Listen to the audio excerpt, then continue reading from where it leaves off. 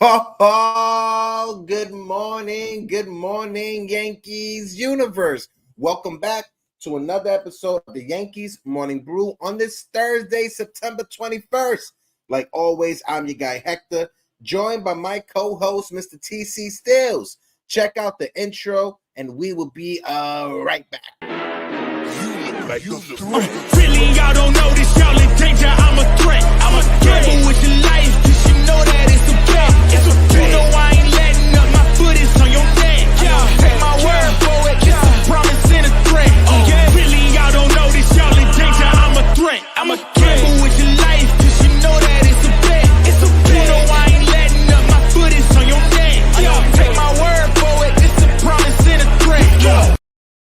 Oh, like I said, good morning, Yankees universe. Welcome back to another episode of the Yankees Morning Brew on this Thursday, September 21st. TC, today is the last game or one of the last series the Yankees will have at Yankee Stadium. Garrett Cole is making his last start tonight for the 2023 season at Yankee Stadium.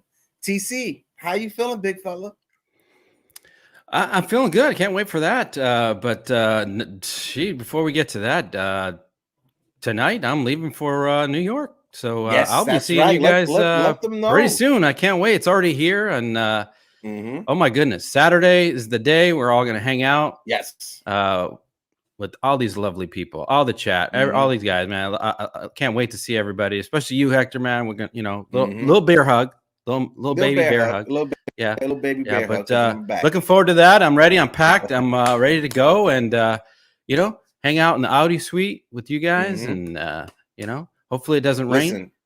Listen, folks, September 23rd is literally right around the corner. 2 days away, it's September 21st. Saturday is literally right there. We're going to be hanging out.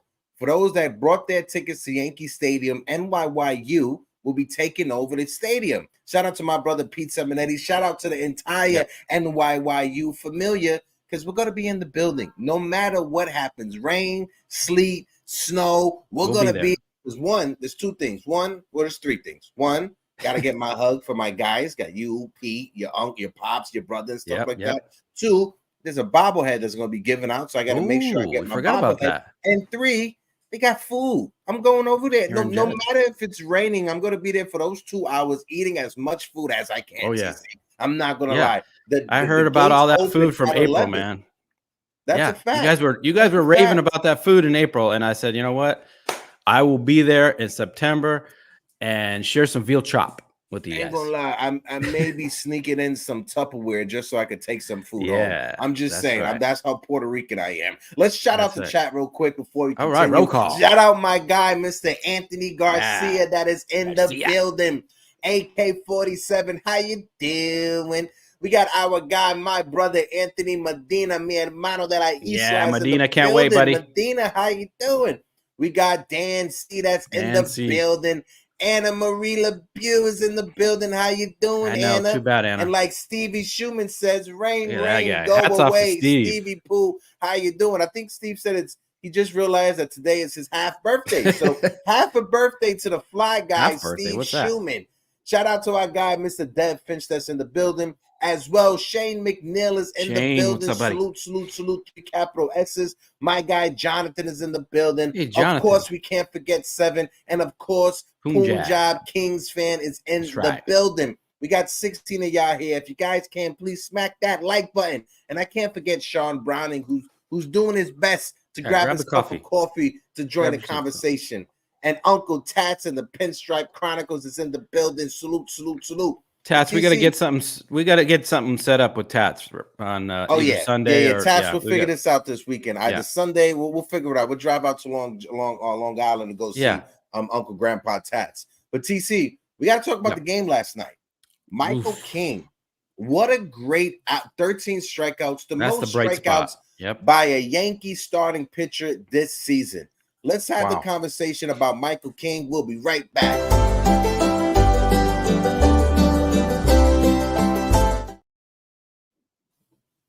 Michael King. Oh, wait, where's TC at? There he is. Michael King. As Brian Hoach reported, check this out. Michael King has a 1.27 ERA, 4 earned runs, and 21 innings and a third. He has 42 strikeouts in his 6 starts since joining the starting rotation. Is it fair to say that Michael King, he has locked down a spot in the rotation for the 2024 season? Hector, I think so. I think what he's shown in the obviously these last 6 starts is he's could be the 3rd or 4th starter, depending on our off season. But I mean, can you imagine him as a 5th starter? I mean, the 1.27 ERA. Wow, that's eye opening. And last night was fantastic. The 13 strikeout. I mean, he's a strikeout guy. When he would come in from the bullpen, Boone trusted him to get the strikeouts. That's what his that's what he was called to do. Come in and take care of business. And now as a starter, man, he is opening some eyes, and we got something to look forward to for next year. As our starting pitching, is not it's not set yet for next year. So he's auditioning for a spot. We're talking about getting Yamamoto and talking about there's other free agents, Aaron Nola, Blake Snell, what to do with, Nestor Cortez. So there's a lot of question marks. But having Rodon, Cole, and Michael King, 3 good ones right there. I mean, that's wow. That's good. Yeah, and SNY, they have a quote from Aaron Boone. Aaron Boone was asked about the work it took for Michael King to become a starter after tonight's 13 strikeout performance. Aaron Boone said, "It's exciting to see, hopefully a little glimpse of what is to come." And hopefully it is. When Michael King first came up, right, over the past couple of seasons ago, when he first came up as a young starter, this was a guy that he had great command. There's one thing there was no issue about Michael King was his command. Right. The issue about Michael King when he first came up as a starter, his fastball, it wasn't as dominant as it was coming out the bullpen. Now that he was able to learn how to throw his fastball and the bullpen, translating into the starting rotation, first time through the lineup, second time through the lineup, and third time through the lineup. Yeah. It's no issues whatsoever with Michael King. He went 7 innings yesterday. Repertoire. 7 innings, over 100 pitches for the first time ever as a starter. Michael King, so far, I know this is just a small sample size. It's just 6 starts. I'm not sure how this was translate to a whole season, 32 starts. But in the 6 starts that we've seen from Michael King, you could put him right behind Garrett Cole this season as the second best starting pitcher. I know Clark Smith, we was giving Clark Smith that title for a while. Yeah. But these last 6 starts for Michael King, dominant. And like Steve Schumann said in the chat, no walks from Michael King. That's right. No home runs given up as a starter as well. He hasn't given up any home runs as a starter. That was an issue coming out of the very bullpen. Good sign. So that's a real good sign for Michael King. So going into the 2024 season, potential starting rotations, obviously Garrett Cole, number 1. Then we know we got Carlos Rodon coming back, who's looked promising over his last few starts. And then we also have Yamamoto, who is a potential suitor for the New York Yankees. Terrific. Then for your 4th and 5th spot, you got Michael King, Nestor Cortez, possibly Clark Smith, and anyone else we got coming out of the minor league system. That's a solid rotation right there. Yeah, I'm with you on that. I mean, we had the same, but we had the same expectations going into this year. And we all know what happened with all the injuries and everything. But set that aside. I like what we have set up for next year.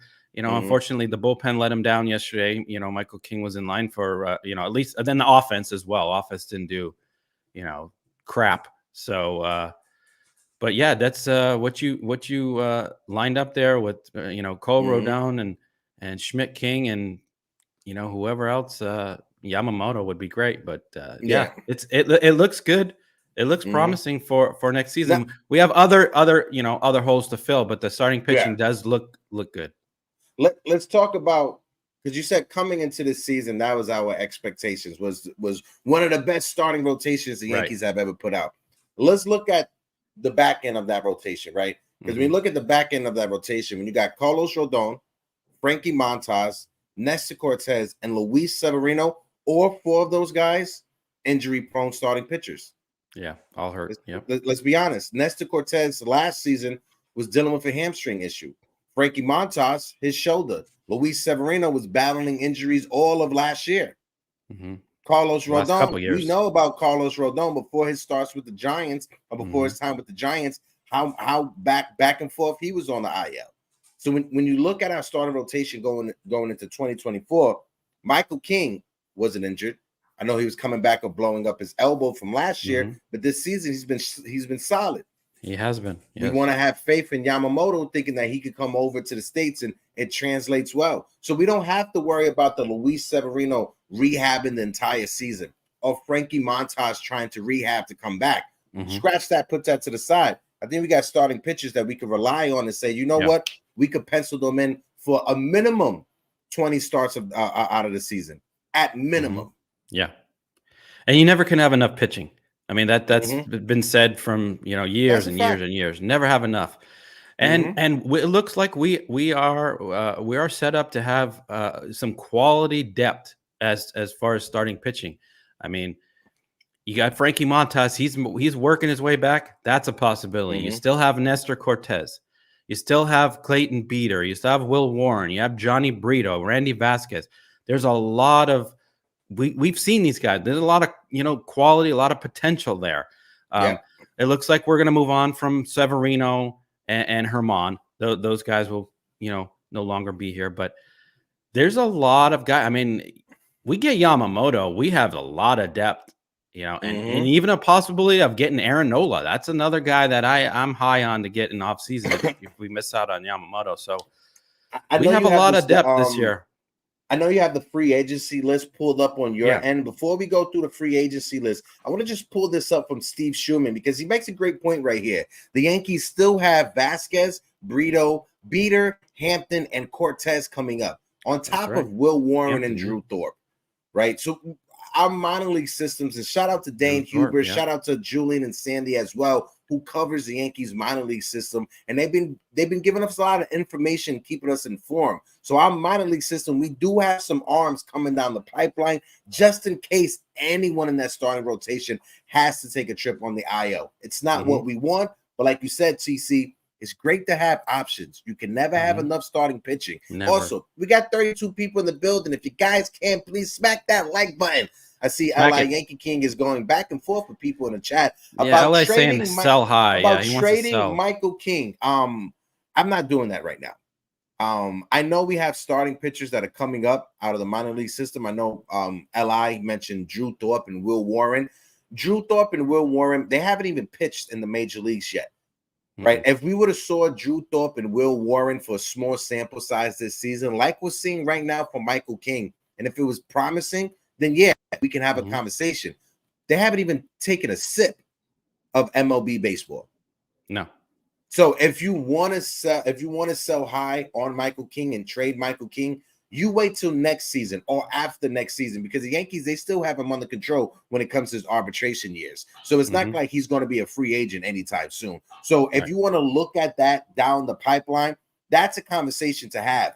But with the starting pitchers that you brought up, Will Warren and Drew Thorpe, like I said, they haven't even sipped Major League Baseball tea. Yeah, we can't count on those guys. It's hard to just throw them into the fire. We did that this year with Johnny Brito and Randy Vasquez. Brito, he looked good for some starts, but then he got rocked a couple of starts. But coming out of the bullpen, Johnny Brito has been phenomenal coming out of the bullpen. So Brito could be that replacement for Michael King in the bullpen as Michael King transitions into the starting rotation for 2024. But it's always great to have options. It's always great to have options when it comes to the depth that you have in the minor league level. So like Steve Schumann said, pointed out all those prospects on top of Will Warren and Drew Thorpe. So Yankees, they're going to have some options when it comes to spring training, TC. Yeah, no, I totally agree. I mean, you can never have enough. And also about Michael King, he didn't do this against Detroit. He did this against the Blue Jays. Yeah, and they have a good lineup. I mean, that's a solid lineup. So 13 strikeouts. I mean, I love what I'm seeing with Michael King. It's just, I know at one point he did want to become a starting pitcher, but we couldn't put him in there because we had enough, and he was so good coming out of that bullpen, so trusted by Aaron Boone. But now what I'm seeing as it's transitioning to starter, I mean, it's like a no-brainer. It's like, he might have to be a starter now. I mean, it depends. Depends on what comes down and, what we get in the offseason. But yeah, hats off to Michael King, man. That's auditioning for next year. That was a great performance. Yeah, and Li says, in your point, why not give the young guys a chance who's an actual starting pitcher and so high? Because both Will Warren and Drew Thorpe have not pitched in the big leagues this year. If they came up and had 2 or 3 short starts and they showed us something, that's a conversation to have, Li Yankee King, but they haven't. You can't just throw rookies into the fire, because if that's the case, we're going to be dealing with you want a whole lineup and a whole starting rotations of just Anthony Volpe struggling that first year in the big leagues. No, we did that this year. Not so ever. We did that this year with Anthony Volpe. Can't do that. This team, we're not a rebuilding team to rely on all rookies at one time. We can't do that. That's not championship caliber. Sorry. Yeah, and like Li said, and like Uncle Tat says, Li, you was screaming for those guys to get their chance, and now you want them to move. It doesn't make any sense. Absolutely. Absolutely. Yeah, Li, I'm not sure what's going on with that guy. Let's see who else. Anthony Davalis said, we already seen what Michael King, what he does. Why would we trade him? Absolutely. I'm not trading on trade Michael King. Good pieces and keep the bad, but come on. Yeah, I'm not trading Michael King or Gleyber Torres. I know a lot of Yankee fans, they want to trade Gleyber Torres, but when you look at the offense that he has put out this year, he's a borderline 280 hitter, second best hitter in the lineup behind Aaron Judge. I know that's not saying much because the rest of the Yankees lineup it's not the best, but when you look at it, there's certain pieces we can't move and there's certain pieces we should move. Now, if a trade presents himself that it will help upgrade this team for next season and it involves both Gleyber Torres and Michael King, yes, we're going to have that conversation. But if it's a trade just to get prospects back, because those prospects could turn into something 3 or 4 years down the line, I'm hanging up the phone and I'm not having that conversation. Point blank, period. I think people in the chat, TC, we've been hammering on the fact that we have to go into win mode. We can't try to rebuild. Like I said, Garrett Cole and Aaron Judge, they're in the middle of their prime. We can't wait 3 years for some prospects to come up, because by that time, Garrett Cole will be 36. Aaron Judge would be on the borderline of 36 as well. The window will be shut. Garrett Cole won't be as dominant. Aaron Judge won't be as dominant. We got a 3-year window period when it comes to Garrett Cole and Aaron Judge and maximizing their prime. We cannot drop the ball or fumble it when it comes to this 3-year window. Right. And that's not why Aaron Judge came back to the Yankees. He didn't come back thinking it's a rebuild. Bingo. We're bringing up, 8 rookies and give us 3-4 years. No, that's Garrett Cole as well. He didn't, he's not signing to come to the Yankees to be part of a rebuild. No, I mean, that's just not the Yankees MO. I mean, that's not the way it works. So, if that's the case, he would have went to San Francisco and done a rebuild in San Francisco for the money that they were offering him, or San Diego. Let's see. Unfortunately, Torres' offense can't be replaced internally, and he's cost effective. Okay, Li Yankee King. So tell me the trade you would make. This is how we're gonna nip this in the butt. Tell me the trade that you're making for Michael King and Clark Smith. What prospects are you getting back? What 32nd round picks are you getting back for Michael King and Clark Smith? Let me know the trade that you want to come up with. Put it in the chat. We'll highlight it and we'll go through it all collectively together. Li wants the Yankees good when he turns 40 years old, apparently, I guess. I don't know. I think he wants 5 32nd round picks coming up in the next draft for Michael King. Alex Valerio's in the building. Shout out to my guy Alex. Salute. My guy Damian Serrato. Li, you constantly want to trade good pieces and you want to trade pitching depth like Michael King. That's my guy Damian. Salute. Let's see what else. Alex said, "Don't fall for it, Hector." No, I'm not. I'm not, Alex. Yeah. It's all love. Li, know it's all love. But we got 35 people in the building. Let's smack that like button. Let's continue. Let's switch it up when it comes to the topics real quick. Let me see what else we got here. You want to talk about Dominguez or Giancarlo Stanton? What do you want to talk about next? Matter of fact, let's put a pause on both of that. because we got to talk about Austin Wells. There you go. Austin Wells. That's who we got to talk about. That was the bright spot yesterday. The other mustache poppy that's in our life. The first one is Pete. Pete is #1 mustache poppy. Second one is Austin Wells. Austin Wells is the second mustache poppy in our life. But we got to talk about him. Austin Wells, he had a double and he had a home run, a laser into the first upper home deck. run. TC, what's your thoughts about Austin Wells? Yeah, that was his first major league home run. And it was a blast. And it's a glimpse of what's to come with Austin Wells. He's one guy that I do see part of the team next year. He's gonna, if he doesn't start, I think him and Trevino would be a good platoon at catcher. But that swing, they broke down his swing on that home run. It's just a clean, just a perfect, stroke for Yankee Stadium. He's what we desperately need is an offensive catcher, and he is that. I mean, he calls a good game as well. The pitchers love him, but I was very happy for him. And I noticed while I was watching the broadcast, some other lady caught his ball, and she actually gave it to a little girl, which was amazing. Which was great. And Michael K brought up it, or it was Paul O'Neill. There's good people out there, and it's good to see that on camera. And that was very nice. The little girl was so excited. And then here comes the Yankees PR guys, and they said, we want that ball. Groups. For both groups, because they went to the girl that gave the ball away once they realized she gave the ball away. I thought that was a great gesture. Great gesture on the Yankees' part. Took them back, and they probably met Austin Wells. And I didn't see what happened afterward, but I love that part. I love that aspect of Yes Network. Way to go and catch that. I want to shout out that family that did that, and also I want to shout out my guy BX Bomber. Right, we've had him on the show. It's another Yankee content creator that. He always is at Yankee Stadium, right? It is not a home game that he's not there. Shout out to my guy, BX Bomber, because last night, what you saw from that young girl getting that ball, kids, that moment is something that's going to be ingrained in their mind for the rest of their life. BX Bomber, when I was there September 8th for my birthday, I brought my nephew with me, right? That was my nephew's first time at Yankee Stadium. BX Bomber made sure my nephew got a baseball. And to this day, my nephew talks to me every day. Tell your friend I said hi. That baseball I'm going to have for the rest of my life. Kids remember these type of things. So if any of you guys are out there, if you guys are going to the stadium, if there's any kids that are around you, do whatever you can to make sure a kid get a baseball. If you get a foul ball, you're an adult, you're a grown-up, give the foul ball to the kid. The kid is going to remember that for the rest of their life. But back to Austin Wells, like you were saying, first home run.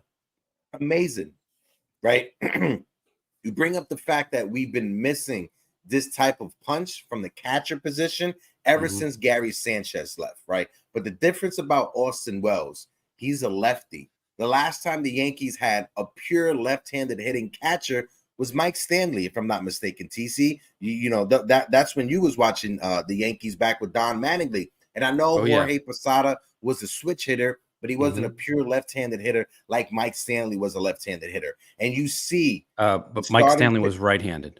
Mike Stanley was right-handed, so I apologize. I look stupid now. But you see, when it comes to Austin Wells, the starting pitching, right?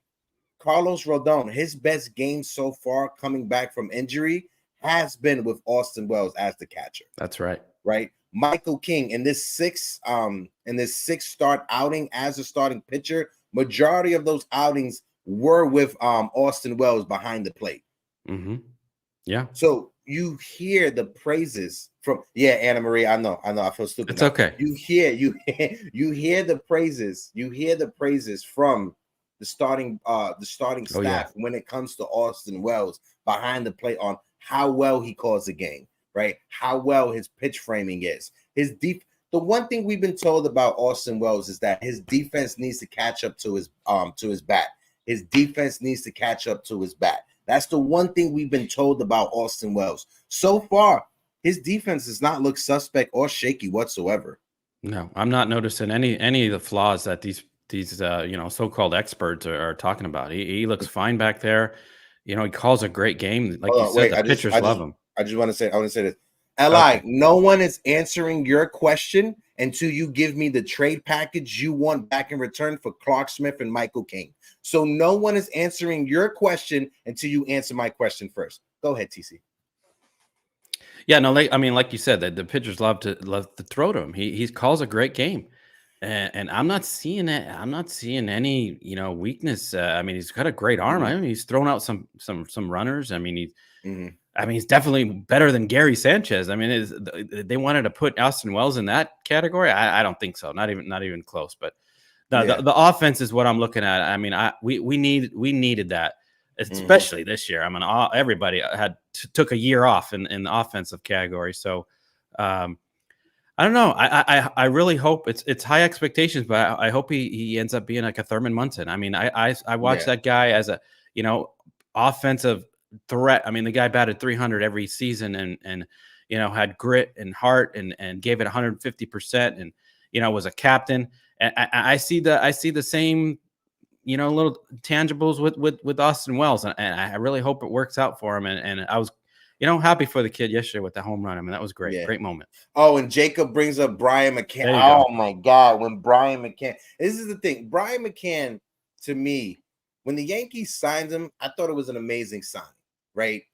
I thought he was gonna come here, pop 30 home runs, like it was like he wakes up every day, you brush your teeth. That's how easy it was for Brian McCann to hit 30 home runs in Yankee Stadium. It never happened.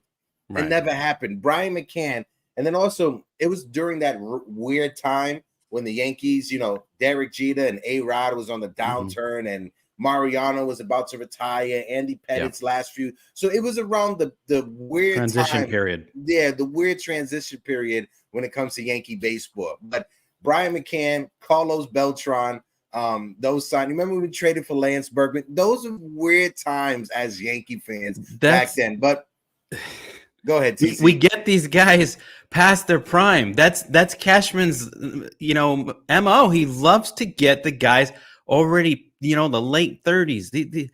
Like you just brought up Berkman and McCann, and it goes on with the same. The same Youkilis. You remember when we had Kevin Youkilis? Yeah, Youkilis, Randy Johnson. I mean, Randy Johnson was okay, but Kevin Browns and it doesn't work out. We got to build within and get the guys younger. And then I hear the chirping about getting Mike Trout, another one. That's way past. That's past his prime. He's hurt. We can't keep doing this. We got to change our philosophy now. I mean, no more. And when the Yankees got Brian McCann, they overpaid for him. The Braves weren't coming close to what the Yankees offered Brian McCann, so they let the Yankees have him. When we got Carlos Beltran, we as much as I enjoyed having Beltran here with the Yankees, we overpaid for him after he won a batting title in St. Louis. And he came over here. He looked solid for like the first month and a half until he had that horrible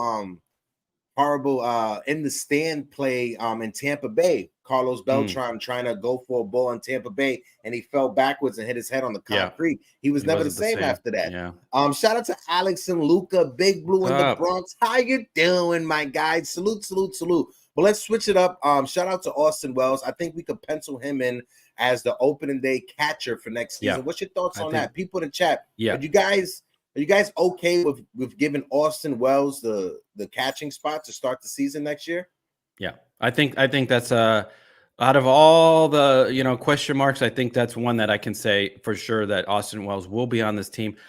Starting catcher, it depends on if Trevino comes back, but I see it. I do see it.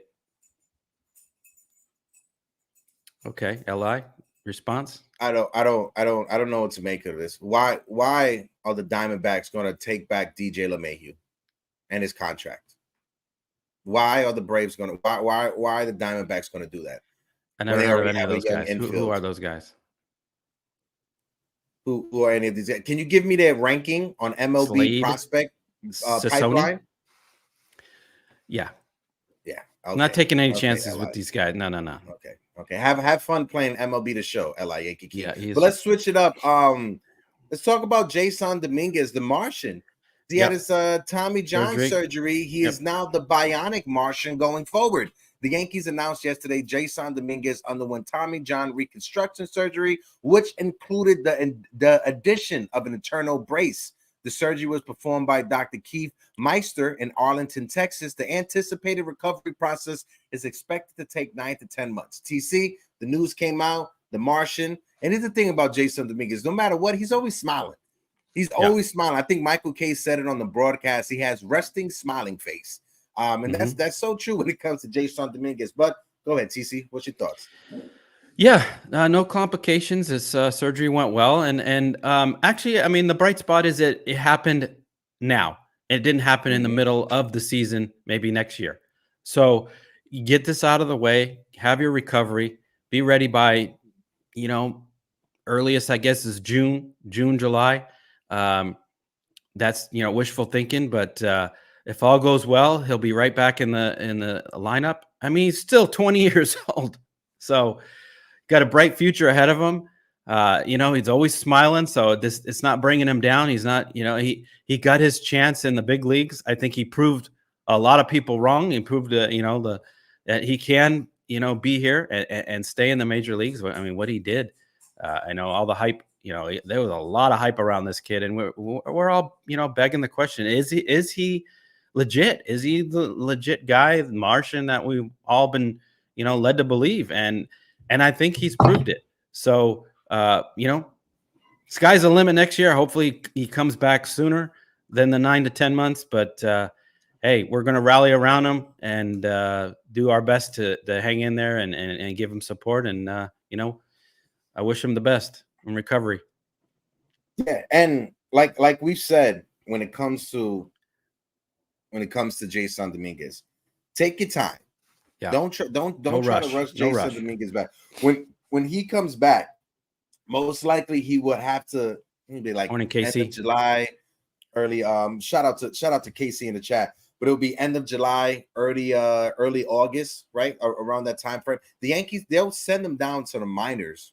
He'll be in AAA when he first comes back, and they'll wait for him to catch on fire before they bring him up. You gotta let him get into the groove of things. Yeah. Also, I just want to say, Slade Ciccione pitched only 20 something innings, 24 in the third innings for the Diamondbacks this year. He has a 4.44 ERA. Yeah, that's who I want. That's who I want. Not Michael King. No, I want Michael King. I want Slade Ciccione, who has a 4.44 ERA, who's given up 3 home runs and 24 innings. You are absolutely right. That's exactly who I want. In the 26 innings that Michael King has pitched out of the bullpen, as a starter, he hasn't given up a home run. But I think the great thing to do is to trade Michael King for a guy that pitched less innings and gave up more home runs than Michael King and has a worse ERA. Absolutely. I think that's the way the Yankees win a championship next year. That right there. Andy Martinez. Andy Martinez says Jasson Dominguez surgery did turn out to be a kind of a hybrid form of the Tommy John surgery. The internal bracing is something that they're using, something that's a bit new. Okay. The Yankees announced this is becoming increasingly common to the point where they wonder if they have to rethink the name. Yeah, when it comes to Tommy John surgery, maybe it is what it is, but it still will be. No matter if they change the name, it's still going to be Tommy John surgery. In my eyes, everybody knows what that is. And modern medicine, they're always coming up with new and advanced technology with as far as repairing sport players. What trades are you trading these prospects for, Li? What trade? Give me the trade so I can shut up. Tell me the trade you were trading these prospects for. Tell me the trade. Give me Ciccione. Where was he on MLB pipeline rankings? Tell me the trade. Go ahead, TC. I apologize. No, that's okay. I think I finished my point. It's just advanced medicine. They're coming up with some new innovative ways to help players get back on the field quicker and better than they were. So who knows? Jasson Dominguez might be like 10 times better. TC, we got to take a second to shout out Sheepdog that's in the chat. Sheepdog, new guy. Subscribed. Okay. Greetings, Hector and TC. Austin Wells is half Dominican, baseball is in his blood. Absolutely, Sheepdog. Listen, Everybody that's in the chat, you already know how we roll. Welcome Sheepdog to the I love the Morning Boba Fett. Familiar. Is that Boba Fett? I love the Boba Fett. I'm a Star Wars nerd myself.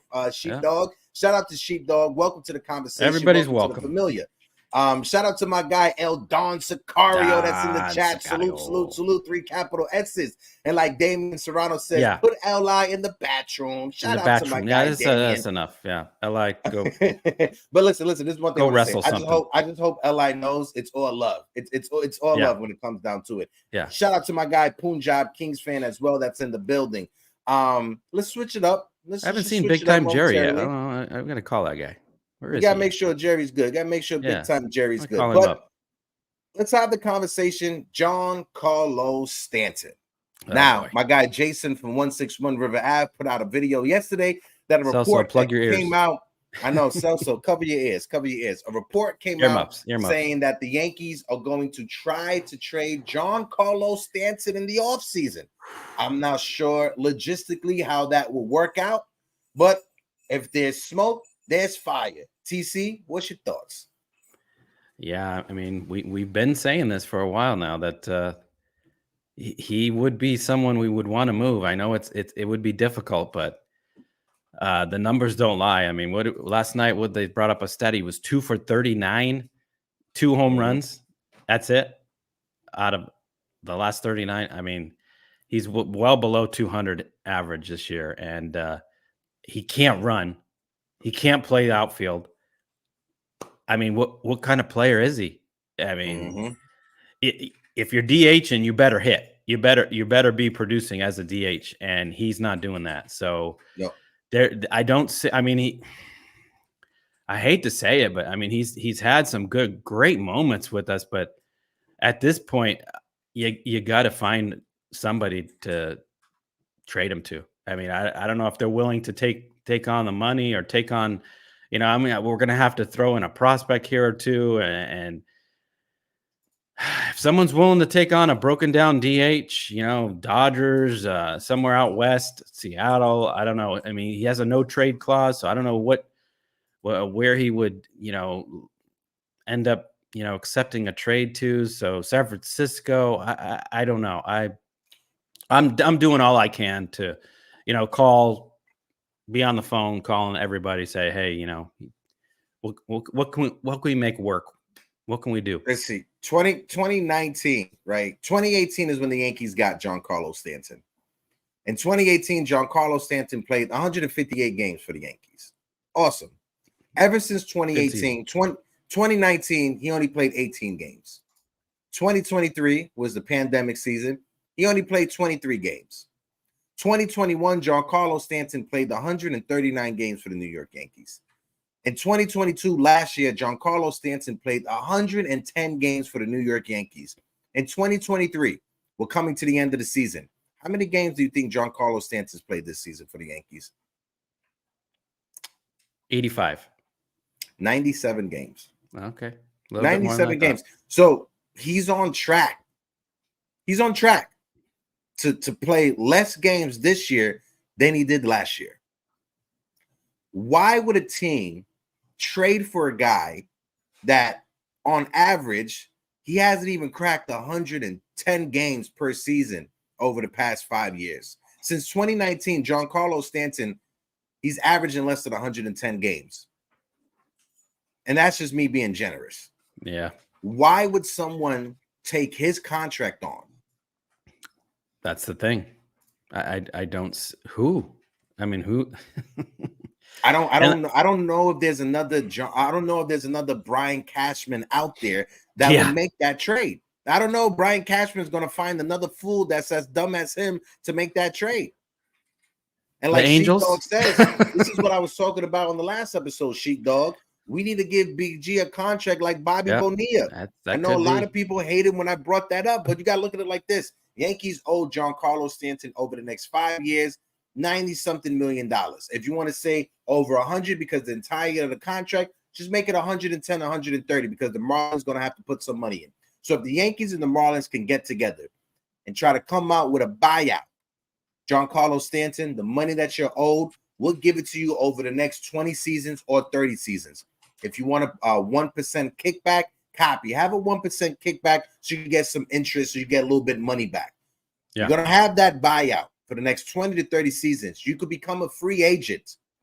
Go into the free agent market, and you could potentially get maybe $20 million from a team, $10 million per season. Giancarlo Stanton is not worth $25 to $30 million a season, but he may be worth $10 million a season, especially to a team like the Angels. If they trade Mike Trout, you can have Giancarlo Stanton be there for your season tickets, for your marketing, probably sell some jerseys for the first half of the season, but I just do not see it, bro.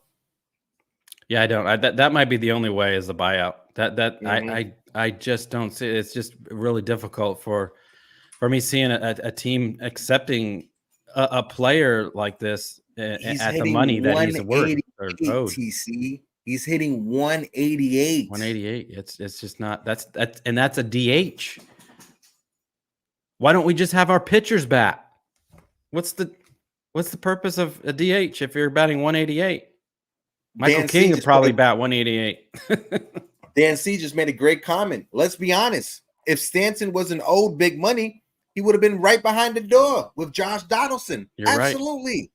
Right. Him and Hicks. But it's the money that's attached to him. It's the money that's attached to him. You seen how long it took the Yankees to finally get rid of Aaron Hicks, and he only had this year left on his contract. So I'm not sure if the Yankees are going to try to buy out Giancarlo Stanton. I don't see that coming. It's either two scenarios. He either retires or the Yankees decide to trade a top prospect like Spencer Jones just to get rid of Giancarlo Stanton.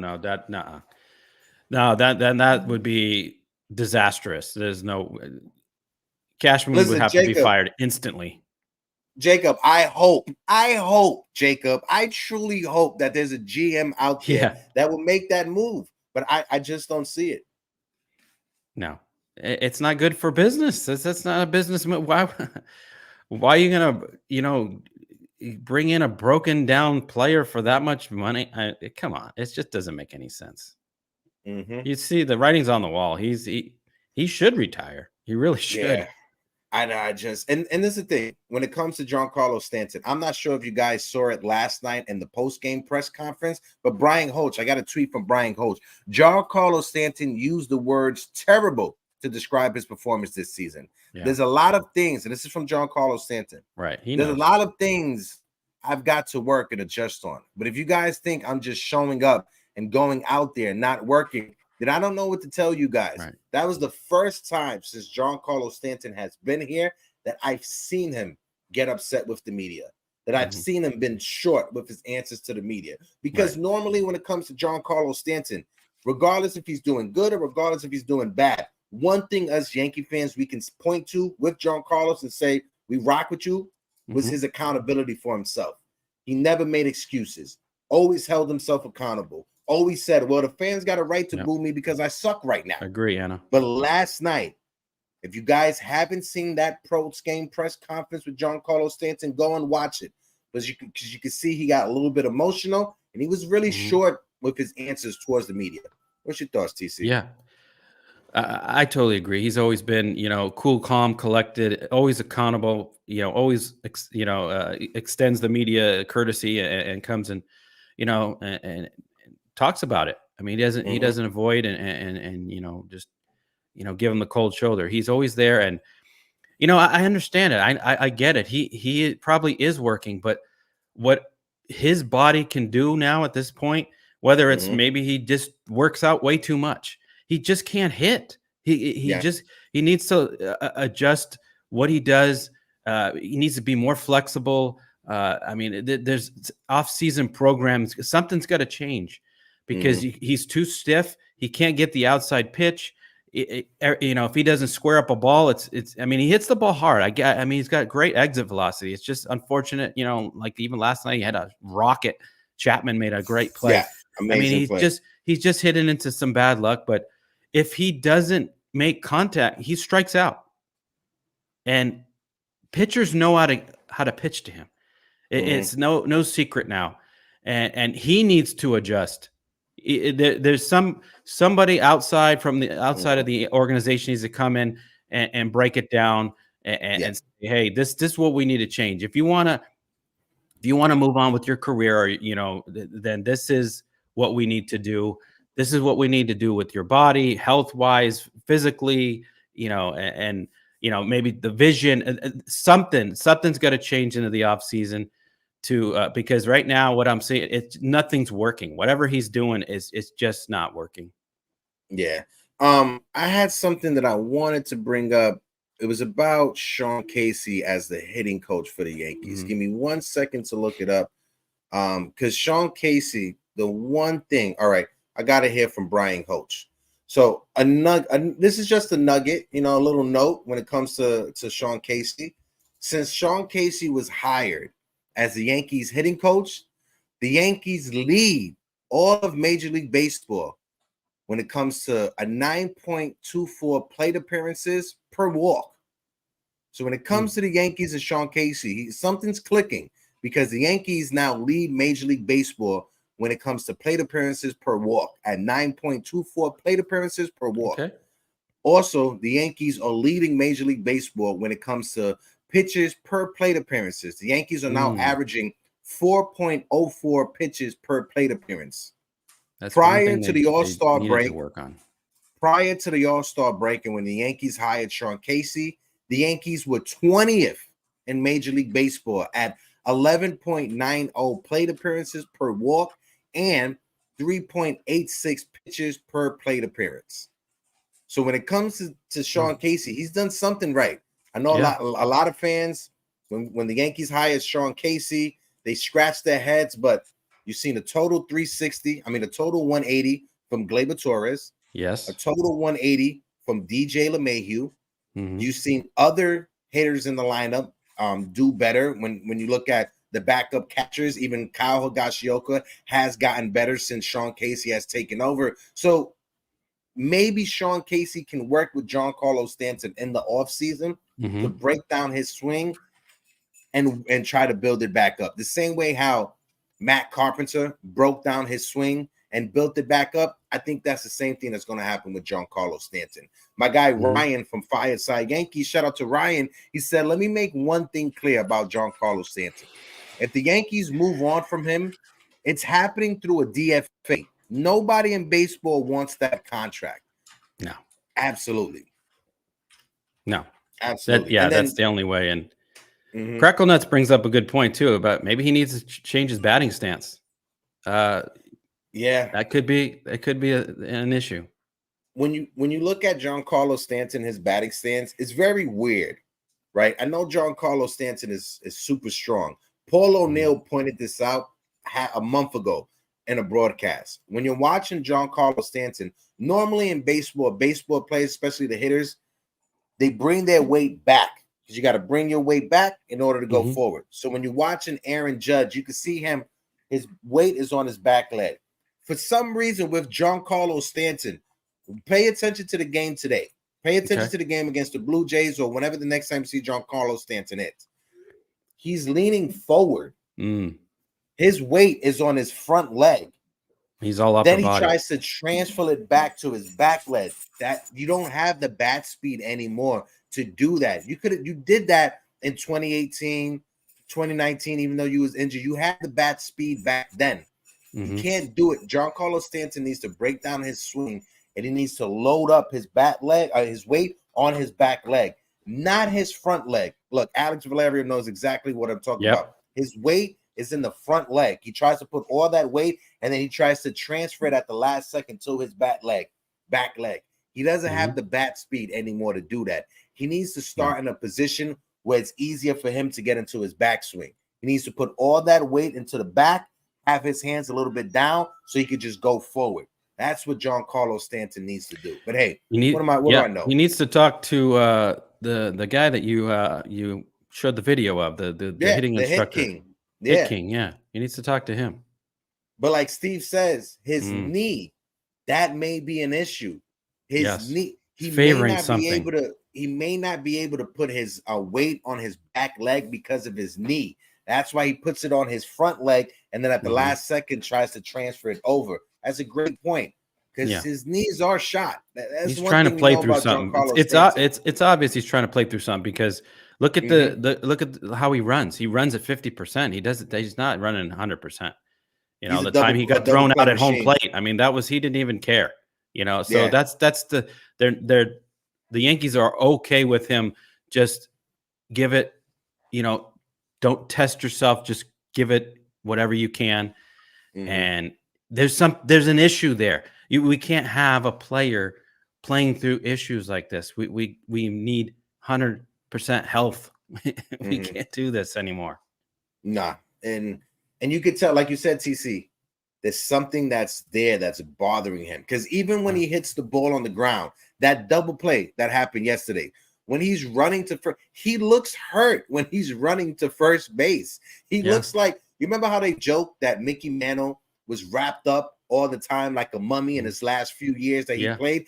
That's what Giancarlo Stanton looks like. He looks like he's running like he's a mummy down the first baseline. Frankenstein. I call him Frankenstein. Frankenstein. That's a perfect way to put it. He's the Frankenstein monster. He doesn't have the speed in his legs anymore. And this is not me trying to downplay Giancarlo Stanton. Giancarlo Stanton is a world athlete. He won an MVP in his career. It's just right now he needs to switch. I know. I already know. What is Volpe's excuse for not that one? Not that one. Look at Anna. Look at what Anna put. Probably Anna. Well,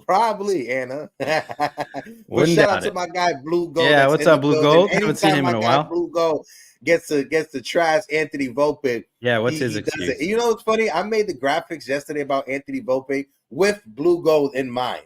Him in mind for Tuesday's show that we just had. Blue Gold, just know, you be rattling in my brain, bro, whenever I'm making my graphics. Shout out to my guy, Sean. Blue Gold. Sean, exactly. Shout out to everybody that's in the chat. I thought of the same thing, too. If you want to know Major League. Yeah.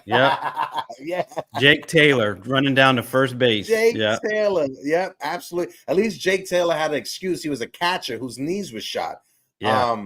Steve Schumann says Mantle was still twice as fast as Stanton, even at the end of his career. Yeah. Yeah, Mantle had an unfortunate. I think he sprained his ankle in a sprinkler. I think it was out in the outfield or something. It was something out in the. Joe DiMaggio's last year. They had Mickey Mantle play left field, and they had Joe DiMaggio in center field. And I think the manager at the time told Mickey Mantle, make sure you get everything, kid, because the old man, he doesn't have the legs like he used to. And Mickey Mantle was running across the field. One of the drainage systems for the sprinkler was open and wasn't closed. He put his foot into that and tore up his knee and his ankle. Medical technology back then wasn't what it was today. You know, back then you sprained your ankle or you busted your knee like that, 9 times out of 10 you're dying because they didn't have the penicillin to stop. Take 2 Tylenol and call me in the morning. Exactly. Yeah. Thank God Mickey Mantle, he was able to bounce back and still have a solid Major League Hall of Fame career. After That's unfortunate. What could have been, huh? What could have been? But let's switch it up, right? Because we got to talk about something that it's a bit of a hot topic, right? I'm not sure how you feel about it. I'm not sure how about the people in the chat feel about it. But we have to talk about MLB and the possibility of a realignment with MLB. Okay. If you guys saw, the Tampa Bay Rays are going to be moving to St. Petersburg in hopes to generate more revenue. They're going to have to upgrade that stadium. So let's see what happens with Tampa Bay. But when it comes to the divisions, they're talking about a realignment. If you see the East, they're combining the AL and the NL, and they're going to have a regional-based division. The East would be the Red Sox, the Mets, the Yankees, and the Phillies. The North would be the Cincinnati Reds, the Cleveland Guardians, the Detroit Tigers, and the Toronto Blue Jays. The Mid-Atlantic Division would be the Baltimore Orioles, an expansion team from Charlotte, the Southeast team will be the Braves, the Marlins, another expansion team in the Tampa Bay Rays. When you look on to the West Coast, the Midwest teams would be the Chicago Cubs, the Chicago White Sox, the Milwaukee Brewers, and the Minnesota Twins. The Southwest would be the Houston Astros, the Kansas City Royals, the St. Louis Cardinals, and the Texas Rangers. The Pacific Coast Pacific Coast, Jesus Christ, would be the Rockies, the Athletics, the Mariners, and the Giants. And then you would have in the West the Diamondbacks, the Angels, the Dodgers, and the Padres. TC, wow. I could just tell by your face. What's your thoughts? Terrible. No, don't like it at all. Not a fan of this. No way. This is not. Don't like these divisions at all. This is. I mean, it makes more sense with the travel, I guess, with the team. Lining up teams closer to each other, and it's always a challenge, I guess, with trying to put teams in divisions, but. I don't know. I'm a traditionalist. I don't like. I mean, I know that they've changed a lot. They've with the wild cards, they've changed divisions. Teams have traded from National to American League, but this looks like a total overhaul of baseball, and I don't know. I'm not a fan of it. I don't like it.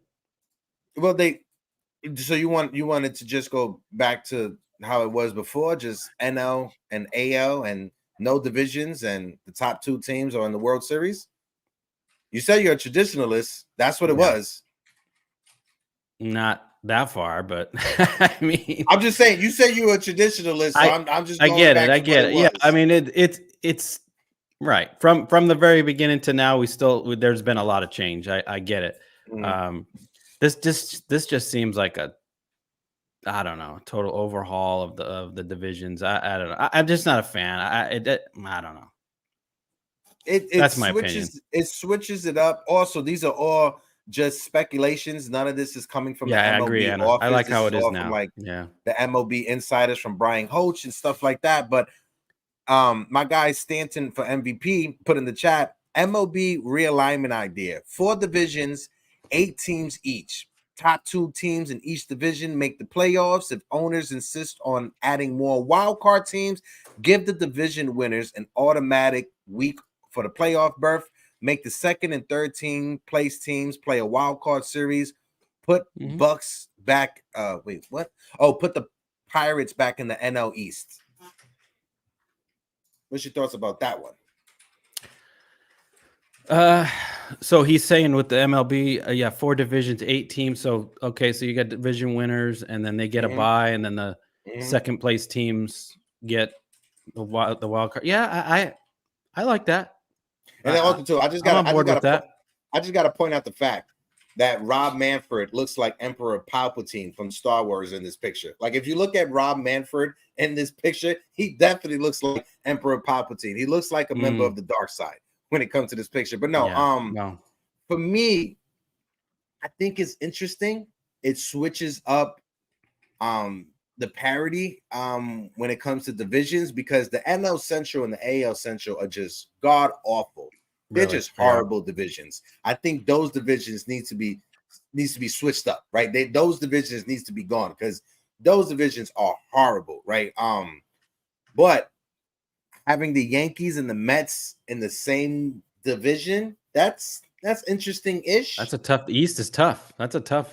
Phillies, Mets, Red Sox, Yankees. That's that's a tough division, and it's a rivalry division too, because you got the Yankees and the Red Sox, their rivalry, and then you got the Mets and you got the Phillies and their rivalry. Phillies are no slouch. Yeah, that's Hector's such a geek. You are absolutely right. I'm such a geek. But let's look at the North. Cincinnati, because they're in Ohio. Cleveland Guardians, so that's a rivalry right there. But then the Tigers and the Blue Jays, that's what I'm. Since when did Detroit have a rivalry with Toronto? None of that's right? That North looks like the AL Central pretty much. The Blue Jays would probably win that division 10 times. I think someone put it in the chat. The Blue Jays will win that division every season. Shout out to my guy VR Hidalgo in the building. VR, how you doing? Also, we got 40 people in the building. If you guys can't, please smack that like button. Mid-Atlantic at the Orioles, the way they're right now, that they would take that division. No, they will win all the time. Yeah, but this is the thing. The expansion team. You can say the Orioles may have a rivalry with the Nationals because of where they're at, location-wise, but I don't remember the Baltimore Orioles and the Nationals really having a rivalry with themselves. Like, I would like the realignment if it was at least two teams had a rivalry with each other, right? So like the Boston Red Sox and the Yankees, great rivalry. The Mets and the Phillies, great rivalry. If you want to look at the North, the Reds and the Guardians, that could be a great rivalry. But Detroit and Toronto, I'm not sold on that. Baltimore and Washington, I'm not sold on that. Charlotte and Pittsburgh having a rivalry, no way, Jose. No way, Jose. Then you got the Southeast. I would have rather that Charlotte team be in the Southeast because at least Atlanta and Charlotte, they could have some rivalry for being teams from the South. Braves and Rays would have a nice little, challenge. The rest of that division's horrible. Yeah, like the Marlins and Rays, cool. That's a rivalry that they can have because they're in the same state, right? But let's see, what's that? Nashville. So it'd be Nashville and Charlotte will be the two expansion teams for baseball. Okay, that's weird. The Cubs and the White Sox, all right, we can see that. Milwaukee and Minnesota, okay. The Astros and the Rangers, that would be a good rivalry. But then the Kansas City Royals and the St. Louis Cardinals. Astros and Rangers, I mean, that's it. That's the division right there. Yeah, Cardinals. I mean, Cardinals will bounce back, but yeah, I don't see the Cardinals mixing in with the Astros and Rangers. That doesn't make any sense to me. And then the whole Pacific Coast, I guess the water, like they're on the West Coast, but the Colorado Rockies and the Seattle Mariners, that's going to be the rivalry, and then the Oakland Athletics and the San Francisco Giants. But then Oakland's going to move to Las Vegas. Like, the division names don't make any sense. You got the West and you got the Diamondbacks, but then you got the Pacific Coast with the Giants. They're and the Giants are right on the West. These are the same divisions like the NBA, because the NBA have these like same divisions. Then you got all the teams that Pacific Coast, you could basically put them in the West. You could put West 2.0. Yeah. That's they're all right on the coast. The Mariners, Athletics, Giants, Angels, Dodgers, Padres are all on the coast, West Coast. Like my guy Blue Gold said, it's way too much going on. It's way too much going on. Alex Valerio, I'm right there with you as of now. Leave it how it is for now.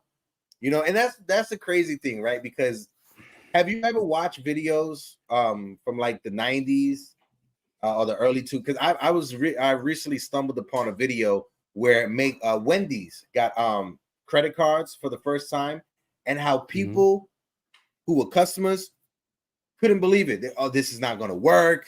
This is stupid. This is the stupidest idea ever. This is going to make things worse. You're going to take some long time to order a burger. This makes no sense whatsoever. And now 23 years later, I tap and go on my phone.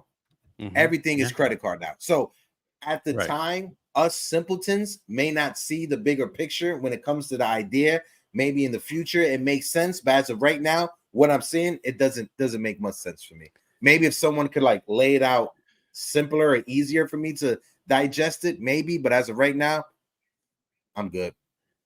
Yeah, and to me, baseball's kind of like taking a step back as far as like popularity. Almost Canadian Goose division. Yeah, to me, it goes football, basketball, then baseball is now third, and to jumble up all the divisions at a point where baseball's not a very popular sport, it just and to take away some of the rivalries that these divisions now have. I don't know if this is the right time to do it. I mean, I can see with the expansion teams, I know they're going to have to do some sort of realignment, but maybe just, put 1 and 2, don't mix the whole thing up, just take one team here, move it here. And that's, I think I like the way the divisions, I mean, the AL East is that's, the Orioles, Yankees, Rays, Blue Jays, Reds. I mean, that's just where I'm used to now it's, and some of these don't make sense. I know that, a lot of people are saying, well, what Rockies, Pacific Coast? Yeah, it doesn't make sense. I mean, look at the divisions in football. You got the Cowboys in the East, which is weird. What's that all about? Yeah. I don't know. Weird. I always found that weird as a child. Yeah, that never made any sense to me. To me, right now, as it is looking on the screen, it makes no sense to me. Like I said, if further down the line, if somebody wants to explain it and make it more palpable for me to digest it, then we can have the conversation. But as of right now, I would say keep it as it is. I like the additions of the wild card. I think that you've seen more teams in it over the past couple of seasons than before. You don't have teams selling early on their pieces and trading away everyone. So it seems like there's more parity now in baseball than it was before. It's not just top heavy. So I'm happy with that. But when it comes to the realignment, I'm good on that. TC, let's switch things up momentarily. Let's be right back for the closing conversation.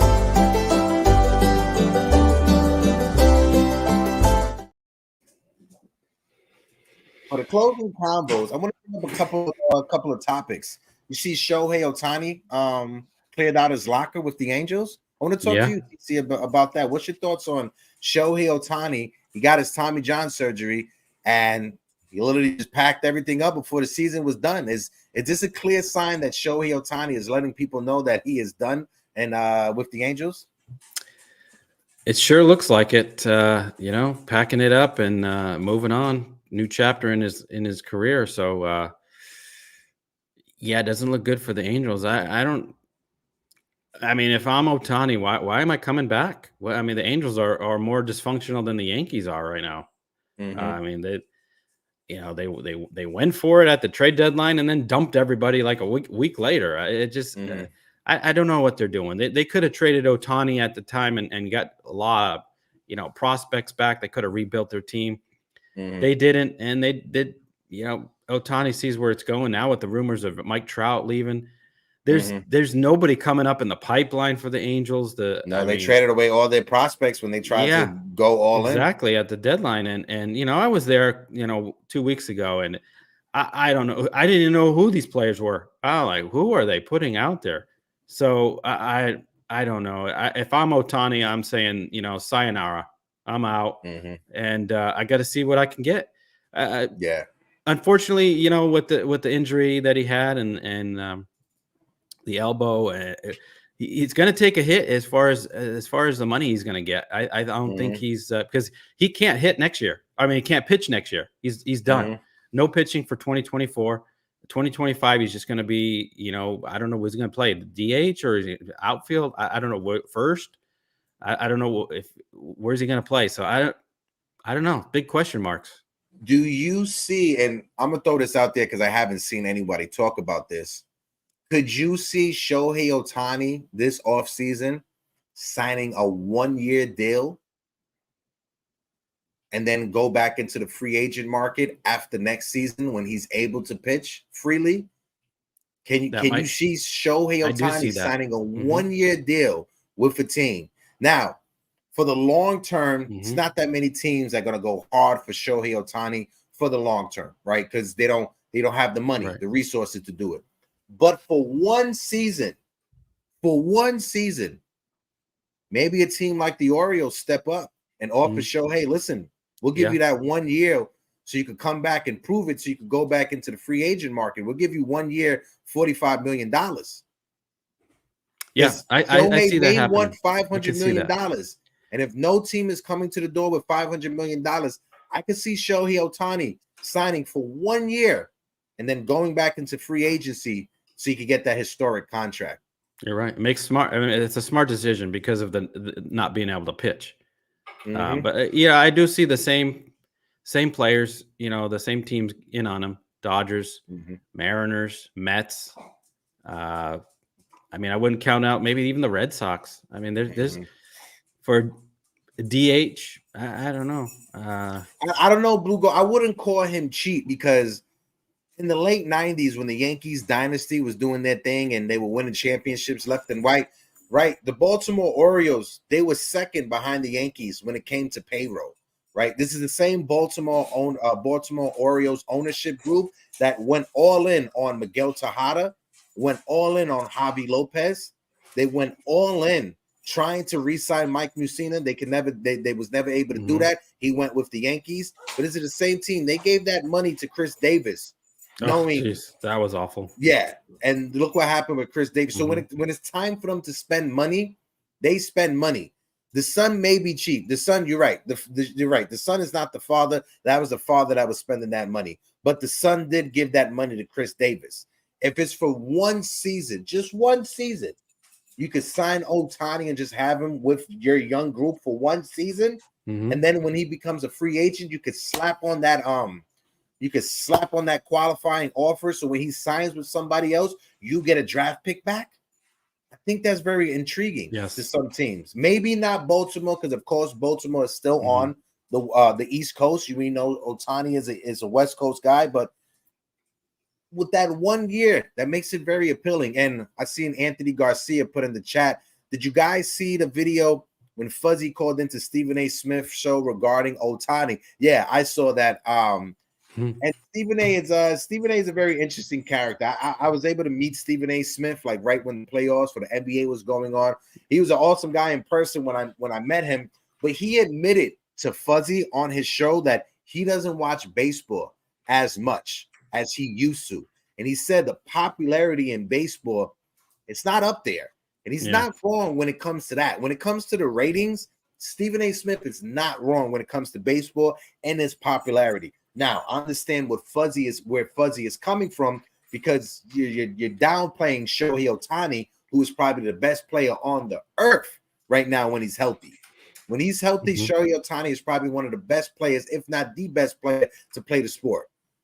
Oh, yeah. I know Stephen A. Smith that made comments in the back that he had to apologize for about Shohei Ohtani, about him not speaking English, which to me is just stupid. That makes no sense in the world. But when it comes to Shohei Ohtani and when it comes to the Angels, I don't blame Ohtani for the Angels not putting a team around him like Stephen A. Smith did. It's not Ohtani or Mike Trout's fault that the team couldn't put players around them to be successful. That's ownership. That's coming from the front office. Now, when you look at games that Shohei Ohtani is a pitcher, those games are sold out, if not sold out, close to being sold out. When it comes to Ohtani. So Ohtani does draw. He does draw a market, especially from overseas. I'm not too sure where Stephen A. was going on. I just disagree with Stephen A. when it comes to that. What about you, bro? Yeah, I also had a thought. What if he took a year deal, go back to Japan? Do you think he would entertain that? No. For the Japanese teams won't be able to pay him what he could get in the States. Now, when you first come up in the MPB, in the Nippon League, you get paid more when you first come up than you do with the States, than what you do when you first come up with the States. But when it comes to like the big contracts, the Japan leagues aren't giving. I mean, they're not giving that big contract like the MLB is giving. No way. He's definitely gonna make more money in the States than he would in Japan. Yeah. But I like your thinking though on that. I think that's a smart move. His agent, or a 1 year deal, just because of the fact that he can't pitch, because that's the allure of a pitcher and a hitter, and getting that huge money, and he's gonna miss out on that. But I think someone will still pay for him though. They'll still overpay. Yeah, like Blue Gold just said, Stephen A. doesn't watch baseball. My guy VR Hidalgo said, I think the reason Stephen A. Smith, he brought Mad Dog into First Take was because his inferiority when it comes to baseball knowledge. Absolutely. And there's a reason why when the baseball season started coming to an end, he got rid of Mad Dog and he brought in Shannon Sharp, because now we're transitioning into football time.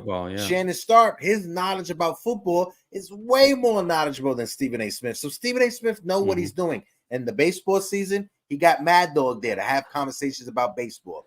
When it's time to go into the football season, he has Shannon Sharp right there. And Shannon Sharp knows both football and the NBA, because Shannon Sharp could talk NBA. So when it comes to Stephen A. Smith, he knows what he's doing. It's like the WWE. He plays a character. That's more of a character more than anything else when it comes to Stephen A. Smith.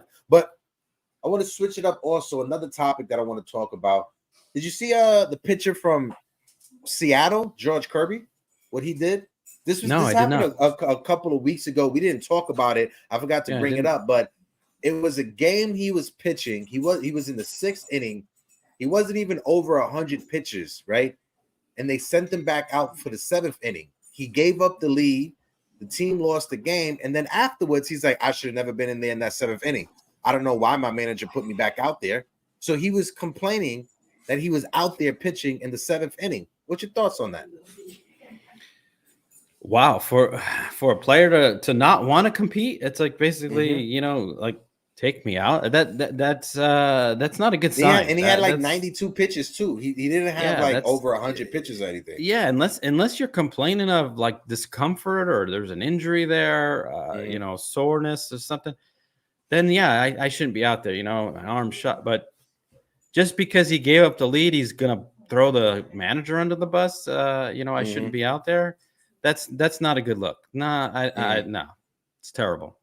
Yeah, that's not a guy that I would want to have as my number 2 or my ace of my starting rotation. No, because look at Garrett Cole. Garrett Cole never wants to come out of game. If Garrett Cole could throw 150 pitches each outing, he would definitely do that. He would definitely do that. That's what you need from your number 1 pitcher, a guy who doesn't want to get taken out of the game, who wants to throw every pitch, who wants to start the game and finish the game. That's what we get from Garrett Cole. And as Yankee fans, we have to recognize the season that Garrett Cole is having. This has probably been one of the best pitching seasons we've gotten from a Yankee starting pitcher in a long time. I know since I've been watching the team over these past 20 years, this has been the best season the starting pitcher has pitched for the Yankees. What about you, TC? Yeah, I mean, we've seen some. I don't know. Let's see. I'm trying to. CC had a good first year, second year. You know, but CC. Not what Garrett Cole's doing. Yeah, the wins. He doesn't show a lot with the wins. You know, CC had him on total, the wins. But right, low win total, but. Yeah, as far as ERA, he's always in a game. He's always in the game. I mean, again, our offense. If our offense, you know, could actually hit, then you know his win total would be, you know, the first 16, Yankee starting 17, pitcher, you know, at least. So first Yankee starting pitcher to have 3 seasons at 200 innings pitched. TC. Yeah, I'm not sure. I'm trying to think back. Let's see. I mean, David Wells. Did David Wells have a good? I think David Wells was up there. Andy Pettit had some good seasons. I mean, that look. I don't know. Like Hidalgo said, before your time. The last time, yeah, it definitely was. The last time was Ron Guidry and Phil Niekro. Oh, Ron Guidry. The last time we had a starting pitcher that's been this good. Yeah. 25 and I think it was 25-2 or something like. Oh yeah, he was. It was fantastic. There's big time Jerry. How you doing, Jerry? Big time Jerry, how you doing? Jerry is in the building. His Yankee ticket. What? Talking about Garrett Cole. Yeah, he's probably trying to get a transfer to his Ticketmaster. Talking about Garrett Cole. Garrett Cole's pitching tonight. Like I said earlier to start the show, this is Garrett Cole's last start in Yankee Stadium for the season. TC, hopefully the Yankees do not get swept by the Toronto Blue Jays, but it's Garrett Cole going tonight for the Yankees, and for the Blue Jays is Jaime Berrios going for the Blue Jays. What's your expectations and what's your thoughts for tonight before we wrap things up? Yeah, unfortunately, the dream of you know going what do we needed to go like 12-0 or something? Yeah, that's kind of out. And being spoilers, I mean, it would have been nice, you know, the Blue Jays and you know the cocky, but cool. Yeah, but Garrett Cole this year, he's got something to prove. He's going to come out tonight and. He's going 7 innings strong. I mean, maybe give up a run. Maybe I'm going to say 10, 11 strikeouts. If Michael King can strike out 13, Cole can definitely, you know, try to match that. And I think the bar is high now with Michael King doing that against the Blue Jays. Cole's going to definitely come out and try to match it. But yeah, I'm going to say the Yankees got to win this game. They got to save face. Can't get swept. Offense will score a couple runs. What do we need? 4 for the win. It's 4-1. That's we're gonna win this game 4-1. That's my expectations. Just to let you guys know, the Yankees have, including tonight's game, 10 more games for the season. So we have tonight against the Blue Jays. We got the series coming up against the Diamondbacks. Make sure you guys get your tickets September 23rd. We got another series in Toronto against the Blue Jays, and then we close out the season in Kansas City to go against the Royals.